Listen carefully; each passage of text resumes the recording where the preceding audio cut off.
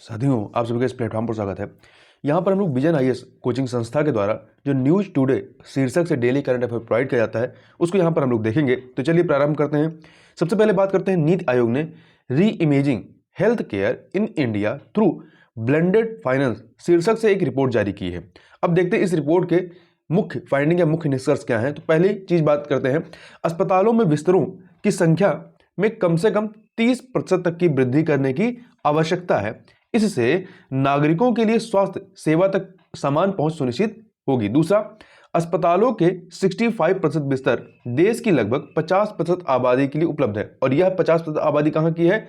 उत्तर प्रदेश, महाराष्ट्र, कर्नाटक, तमिलनाडु, केरल आदि राज्यों में संकेंद्रित है। तीसरा पॉइंट, भारत के कुल स्वास्थ्य सेवा बाजार में अस्पताल क्षेत्र की 80% हिस्सेदारी है। और अगला है, भारत में स्वास्थ्य देखभाल पर किए जाने वाला जो व्यय है वह ब्रिक्स देशों में सबसे कम है। तो यह भी याद रखिएगा। इसके अतिरिक्त प्रधानमंत्री जन आरोग्य योजना अस्पतालों में भर्ती रोगियों द्वारा सेवाओं की मांग को बढ़ा सकती है। इस रिपोर्ट में स्वास्थ्य क्षेत्र के लिए मिश्रित वित्त पोषण ब्लेंडेड फाइनेंस का सुझाव दिया गया है। अब मिश्रित वित्त पोषण होता क्या है? तो देखिए, मिश्रित वित्त जो है ये वित्त पोषण की दिशा में एक दृष्टिकोण है। इससे या इसमें सार्वजनिक और परोपकारी स्रोतों से प्रेरक वित्त का उपयोग अतिरिक्त निजी क्षेत्र के निवेश को जुटाने के लिए किया जाता है। इससे सामाजिक लक्ष्यों और परिणामों को प्राप्त करना संभव हो सकेगा। यहां पर ध्यान दीजिएगा, परोपकारी स्रोत से प्रेरक वित्त का इसके उदाहरणों में आप अनुदान एवं रियायती पूंजी को ले सकते हैं। अब मिश्रित वित्त पोषण के लिए सुझाए गए जो सिद्धांत है, यहाँ पे कुल 5 सिद्धांत सुझाए गए हैं। अब कौन कौन से हैं इसको आप देख लीजिए। पहला सिद्धांत बताया गया है कि सभी मिश्रित वित्त पोषण गतिविधियों को एक विकास लक्ष्य से जोड़ा जाना चाहिए। दूसरा, मिश्रित वित्त पोषण से वाणिज्यिक वित्त पोषण की सुलभता में वृद्धि होनी चाहिए। तीसरा, मिश्रित वित्त पोषण स्थानीय संदर्भ के अनुसार होना चाहिए। चौथा, मिश्रित वित्त पोषण के लिए प्रभावी भागीदारी पर ध्यान देना चाहिए। और पांचवा है, पारदर्शिता और परिणामों के लिए मिश्रित वित्त पोषण की निगरानी करनी चाहिए। मिश्रित वित्त पोषण का महत्व क्या है? यह सरकारी ऋण और संप्रभु गारंटियों पर निर्भरता को कम करता है। दूसरा पॉइंट, व्यावसायिक रूप से व्यवहार्य सामाजिक प्रभाव परियोजनाओं की रूपरेखा बनाता है। तीसरा, सह वित्त पोषण और सह निवेश के माध्यम से जोखिम प्रीमियम को कम करता है। अगले पॉइंट पे चलते हैं। ट्राई ने भारत में नेटवर्किंग और दूरसंचार उपकरण निर्माण NATEM इसको इंग्लिश में कह सकते हैं, networking and telecom equipment manufacturing को बढ़ावा देने हेतु परामर्श पत्र जारी किया है। इसमें क्या कहा गया है? तो भारतीय दूरसंचार विनियामक प्राधिकरण था ट्राई ने देश में नेटवर्क उपकरणों के निर्माण को बढ़ावा देने के लिए एक परामर्श पत्र जारी किया है। इसमें दूरसंचार उपकरण उत्पादन से संबद्ध प्रोत्साहन योजना में व्याप्त कमियों को दूर करने के सुझाव दिए गए हैं।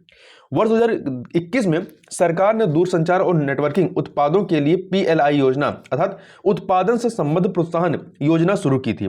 इसके निम्नलिखित उद्देश्य हैं। कौन सा? पहला है, निवेश एवं टर्नओवर में वृद्धि को प्रोत्साहित करके घरेलू नेटवर्किंग और दूरसंचार उपकरण NATM निर्माण को बढ़ावा देना। दूसरा, दूरसंचार उपकरणों के अत्यधिक आयात को कम करना और इसके स्थान पर भारत में निर्मित उत्पादों का उपयोग करना। अब जो ये PLI योजना है, उत्पादन से संबद्ध प्रोत्साहन योजना है, इसमें कमियां क्या हैं जिसको इंगित किया गया है? पहला, हार्डवेयर क्षेत्र में स्टार्टअप्स के लिए धन की उपलब्धता का अभाव है। दूसरा, सस्ते आयात के विरुद्ध रक्षोपायों की कमी के कारण स्थानीय विनिर्माण बुरी तरह प्रभावित हो रहे हैं। तीसरा, दूरसंचार उपकरणों के निर्माण के लिए निगरानी और सुविधा की कमी है। चौथा, स्वदेशी विनिर्माताओं के लिए बाजार पहुंच का अभाव है। पांचवा, तकनीक में तेजी से बदलाव हो रहे हैं। और छठा है, स्वदेशी विनिर्माताओं के लिए वित्त पोषण के विकल्प उपलब्ध नहीं है। परामर्श में पत्र में दिए गए सुझावों की बात करें तो पहला है, दूरसंचार उद्यमिता संवर्धन कोष और दूरसंचार विनिर्माण संवर्धन कोष की स्थापना की जानी चाहिए। 2 कोष, दूरसंचार उद्यमिता संवर्धन कोष और दूरसंचार विनिर्माण संवर्धन कोष।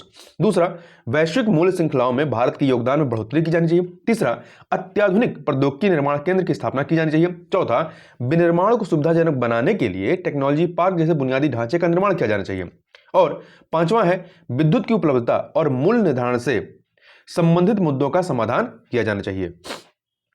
अब यहां पे हम लोग बात कर लेते हैं, देश में नेटवर्किंग और दूरसंचार उपकरण निर्माण NATEM अर्थात networking and telecom equipment manufacturing को बढ़ावा देने के लिए सरकार द्वारा किए गए उपायों की बात करें तो पहला पॉइंट इसमें है, वर्ष 2026 तक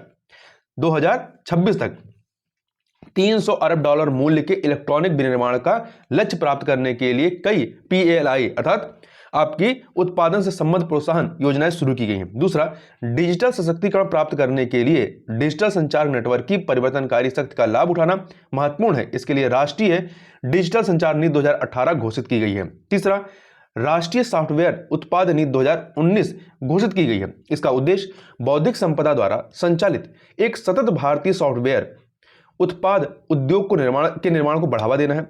चौथा पॉइंट, वर्ष 2021 में दूरसंचार विभाग ने विश्वसनीय स्रोतों से नेटवर्किंग और दूरसंचार उपकरणों की खरीद के लिए लाइसेंस प्रणाली में संशोधन किए थे।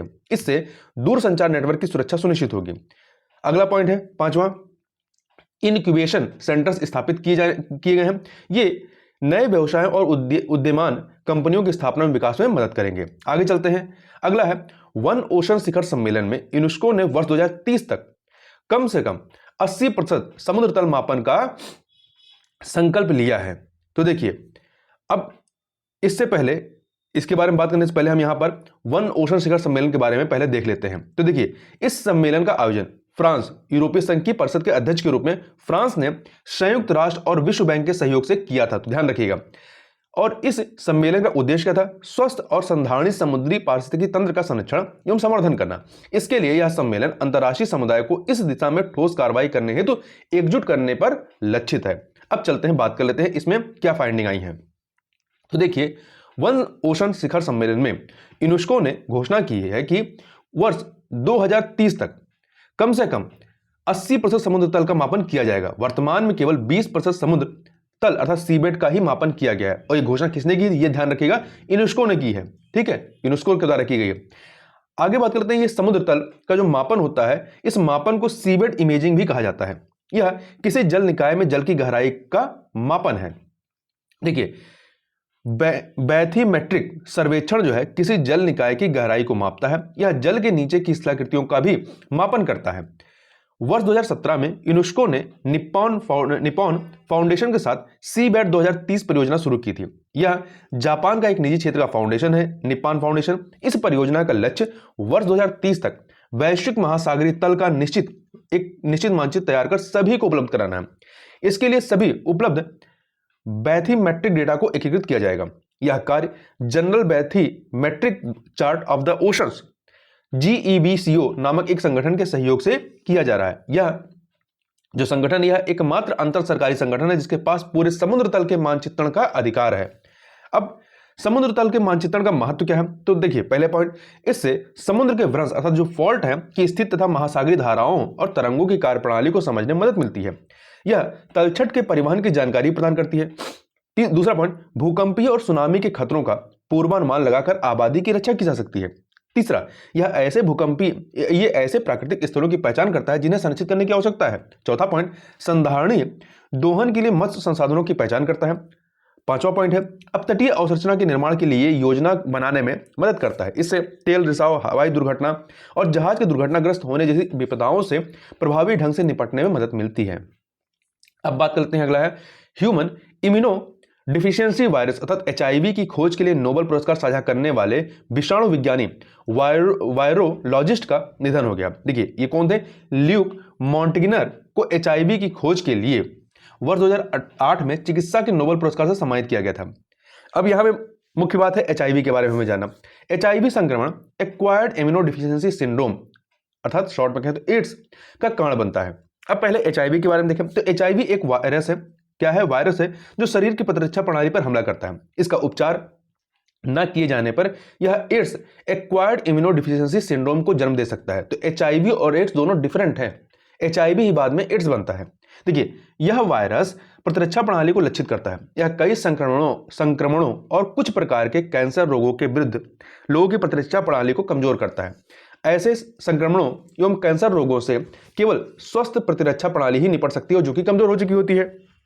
HIV संक्रमण जो है ये HIV-1 और HIV-2 नामक दो रेट्रोवायरस में से एक के कारण हो सकता है। HIV-1 जो है विश्व में सबसे अधिक व्याप्त है।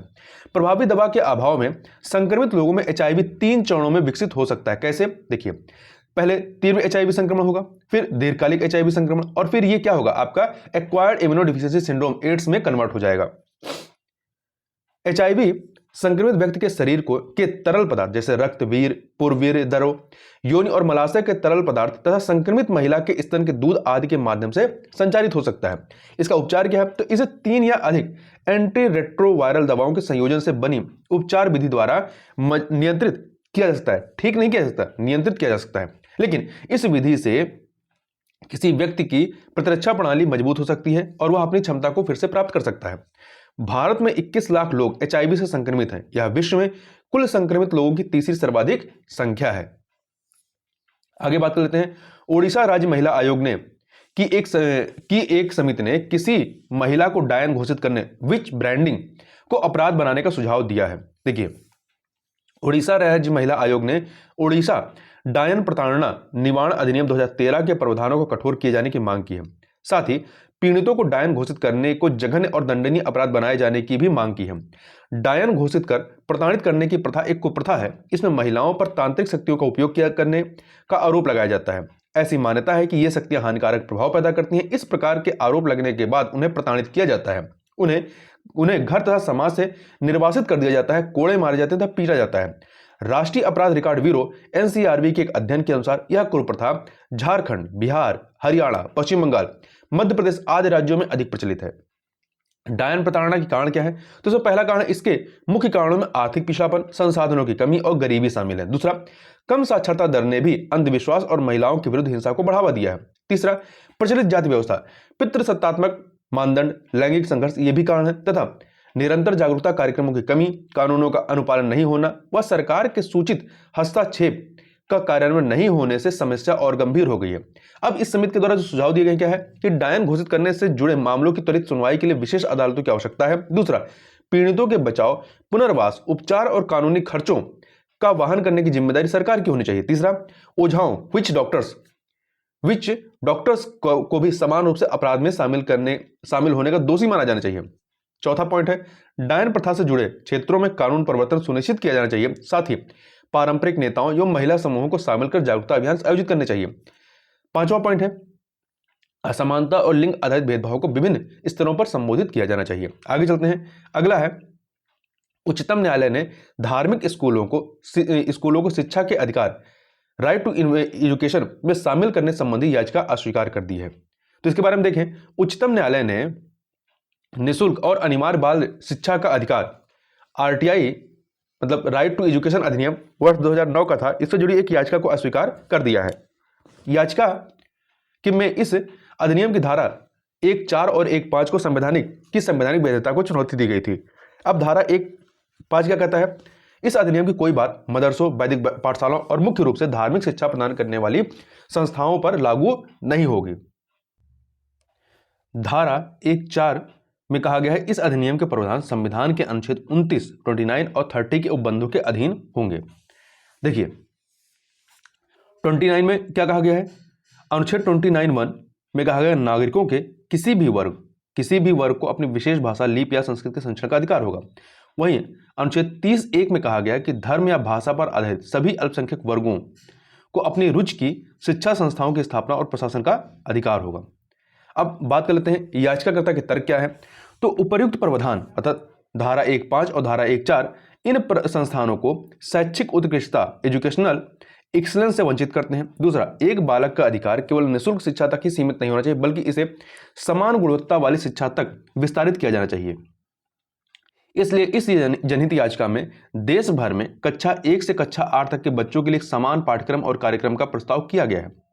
अल्पसंख्यक शैक्षिक संस्थाओं में के विनियमन पर उच्चतम न्यायालय के जो विचार अभी तक रहे उनकी बात करें तो TMA पाई फाउंडेशन मामला 2002 का था। इसमें संविधान के अनुच्छेद 30(1) के तहत अल्पसंख्यकों के अधिकार न तो असीमित है और न ही कानून के ऊपर है। राष्ट्रीय हित में बनाया गया कोई भी विनियम अनिवार्य रूप से सभी संस्थाओं पर लागू होना चाहिए। दूसरा, SK मोहम्मद रफीक मामला 2020, यदि उद्देश्य अल्पसंख्यक संस्थान में उत्कृष्टता सुनिश्चित करना है तो विनियमन की अनुमति दी जा सकती है। और वहीं वर्ष 2014 में प्रगति मामले में निर्णय दिया गया था कि राइट टू एजुकेशन अधिनियम के संपूर्ण प्रावधान अल्पसंख्यक स्कूलों पर लागू नहीं होंगे। आगे चलते हैं। जो सुर्खियों में चीजें रही हैं, जैसे क्वाड। देखिए, क्वाड की चौथी मंत्री स्तरीय बैठक जो है वो आपका ऑस्ट्रेलिया के मेलबर्न में आयोजित की गई है। इसके रेखांकित किए गए मुख्य बिंदु क्या है? वर्ष 2022 के अंत तक हिंद प्रशांत क्षेत्र देशों को भारत में निर्मित कोविड-19 टीकों की 1 अरब से अधिक डोज या खुराक की आपूर्ति में तेजी लाई जाएगी। इसके अलावा वैश्विक स्तर पर टीकों की 1.3 अरब खुराकें दान की जाएंगी।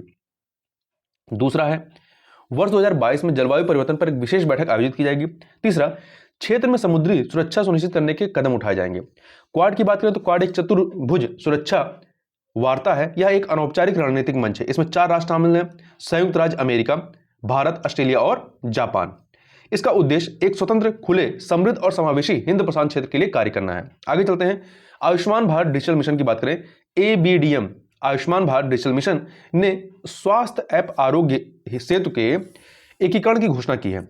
यह जो है आपका आयुष्मान भारत डिजिटल मिशन का उद्देश्य सभी भारतीय नागरिकों को डिजिटल स्वास्थ्य ID प्रदान करना है। इससे अस्पतालों, बीमा कंपनियों और नागरिकों को आवश्यकता अनुसार इलेक्ट्रॉनिक रूप से संग्रहित स्वास्थ्य रिकॉर्ड तक पहुंच प्रदान की जा सकेगी।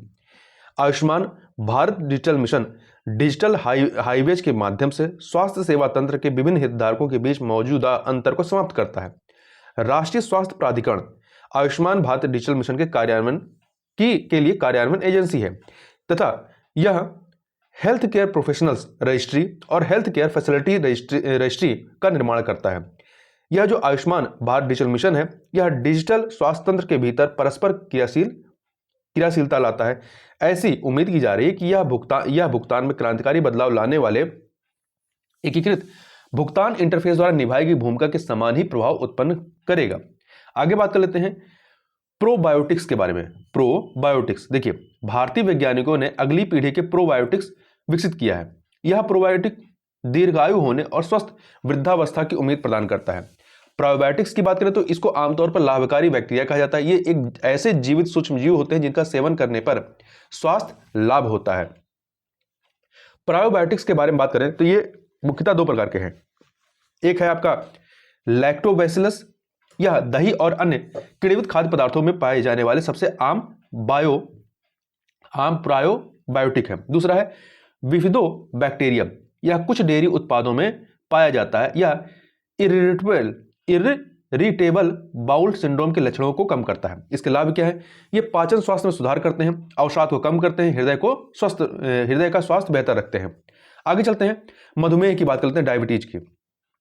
एक शोध पत्र के अनुसार 25 वर्ष से कम आयु के लोगों में टाइप 1 मधुमेह वर्ष 2019 में मधुमेह से होने वाली कुल मौतों के कम से कम 73.7% हेतु जिम्मेदार थे। मधुमेह की बात करें, मधुमेह तब होता है जब रक्त में ग्लूकोज या शर्करा की मात्रा बहुत अधिक हो जाती है। देखिए, मधुमेह 3 प्रकार के होते हैं। पहला है टाइप 1 मधुमेह, इसमें एक ऑटो इम्यून प्रतिक्रिया होती है जो शरीर को इंसुलिन बनाने से रोकती है। ठीक है। दूसरा है, यह ध्यान रखिएगा, यह सामान्यतः वंशानुगत होता है। टाइप 2 मधुमेह जब शरीर पर्याप्त इंसुलिन बनाने में असमर्थ हो जाता है या शरीर में इंसुलिन ठीक से कार्य नहीं करता है। तीसरा जो होता है गर्भकालीन मधुमेह, या गर्भवती महिलाओं में विकसित होता है जिन्हें पहले कभी मधुमेह नहीं हुआ होता है। वर्तमान में मधुमेह का या डायबिटीज का कोई इलाज उपलब्ध नहीं है, लेकिन आजीवन उपचार करके इसके लक्षणों को नियंत्रित किया जा सकता है। आगे बात करते हैं मल्टीस्लिट सोलर एक्सप्लोरर MUSE और हेलियोस्वार्म मिशन के बारे में। तो देखिए, नासा ने मल्टीस्लिट सोलर एक्सप्लोरर और हेलियोस्वार्म नामक 2 विज्ञान मिशनों का चयन किया है। ये मिशन सूर्य पृथ्वी संबंध और लगातार बदलते अंतरिक्ष वातावरण की समझ को बेहतर बनाने में मदद करेंगे। अब इस जो आपका मल्टीस्लिट सोलर एक्सप्लोरर MUSE है, यह मिशन सूर्य के कोरोना के ताप की प्रेरक शक्तियों और उसके बाहरी क्षेत्रों में विस्फोट को समझने में मदद करेगा। उल्लेखनीय है कि यह अंतरिक्ष के मौसम का निर्धारण करने वाले आधारभूत घटक होते हैं, ये जो आपके सूर्य के कोरोना के ताप की जो प्रेरक शक्तियां हैं। देखिए, दूसरा है हेलियोस्वार्म, यह मिशन 9 अंतरिक्ष यानों का एक समूह होगा। इसे चुंबकीय क्षेत्र में उतार चढ़ाव तथा सौर पवनों की गति की प्रथम बहुस्तरीय और अंतरिक्ष आधारित माप हेतु प्रक्षेपित किया जाएगा। सौर पवन की गति को सौर पवन विक्षोभ कहा जाता है। आगे बात करते हैं कोआला की। देखिए, ऑस्ट्रेलियाई सरकार ने क्वींसलैंड, न्यू साउथ वेल्स और ऑस्ट्रेलिया राजधानी क्षेत्र में कोआला को लुप्त प्राय घोषित किया है। कोआला के बारे में बात करें तो इसका वैज्ञानिक नाम फास्कोलॉक्टोर्स सिनेरस है और ध्यान रखिएगा, यह केवल ऑस्ट्रेलिया में ही पाया जाता है। इसके हैबिटेट की बात करें तो स्थानीय झाड़युक्त भूमि और वनों में पाए जाने वाले यूकेलिप्टस वृक्षों पर ऊंचाई पर रहते हैं। ये आमतौर पर वृक्ष के तने एवं शाखाओं के बीच बने जोड़ पर ट्री फोर्क जो होता है उस पर बैठे पाए जाते हैं। आहार क्या है? प्रतिदिन यूकोलिप्टस के लगभग 1 किलोग्राम पत्ते ये खाते हैं। इनके सामने प्रमुख संकट क्या है? पर्यावरण की हानि, हैबिटेट की हानि होना, और एक जीवाणु जनित रोग है कौन सा जीवाणु? ये है आपका क्लेमाइडिया नामक जो रोग है, जो कि जीवाणु जनित रोग है, इसकी वजह से, और झाड़ियों में लगने वाली आग, सूखा इत्यादि, ये कुछ ऐसे कारण जो इनके लिए संकट उत्पन्न कर रहे हैं। आगे बात कर लेते हैं सुर्खियों में रहे व्यक्तित्व के तहत दीनदयाल उपाध्याय जी के बारे में। तो दीनदयाल उपाध्याय, जिनका जन्म 25 सितंबर 1916 को हुआ था, इनकी मृत्यु 11 फरवरी 1968 को होती है। देखिए, पंडित दीनदयाल उपाध्याय एक मौलिक विचारक, दूरदर्शी और वर्तमान भारतीय जनता पार्टी के पूर्ववर्ती दल भारतीय जनसंघ के नेता थे। इनके महत्वपूर्ण योगदानों की बात करें तो उन्होंने एक विधान एक निशान एक प्रधान, मतलब एक संविधान एक झंडा और एक प्रधानमंत्री आंदोलन की शुरुआत की थी।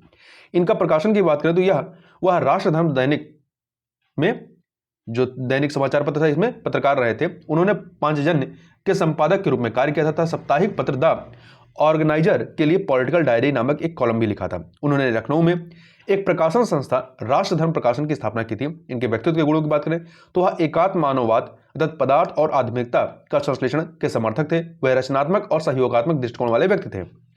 आगे चर्चित स्थल में निकारागुआ की बात करें तो देखिए, निकारागुआ में राष्ट्रीय अखंडता को कमजोर करने के षड्यंत्र के आरोप में विपक्ष के साथ अन्य लोगों को सजा सुनाई गई है। राजनीतिक मानचित्र आप देखें तो इसके सीमावर्ती राष्ट्र जो हैं, इसके उत्तर में होंडुरास है और इसके दक्षिण में कोस्टरिका है, दक्षिण में, ठीक है, यहां पर है ये लैटिन अमेरिका के देश हैं। और सीमावर्ती जल निकाय की बात करें, इसके पश्चिम में आप देखेंगे प्रशांत महासागर है, पैसिफिक ओशियन, और पूर्वी सीमा पर कैरेबियन सी है। इसकी राजधानी जो है वो मानागुआ है। भौगोलिक विशेषताओं की बात करें तो इसकी जलवायु तराई क्षेत्र में उष्णकटिबंधीय और उच्च भूमि में शीतल है। उच्चतम बिंदु क्या है? मोगोटोन उच्चतम बिंदु तथा निम्नतम बिंदु प्रशांत महासागर है।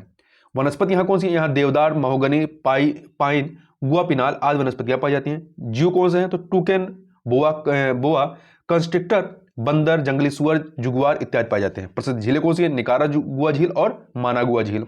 नदियां कोको नदी, शॉन जुआन नदी आदि यहाँ की प्रमुख नदियां हैं। पर्वत कौन से हैं प्रमुख? मुख्य पर्वत कॉर्डिलेरा इसाबेला, कॉर्डिलेरा डेरियस, ये यहाँ के प्रमुख पर्वत हैं।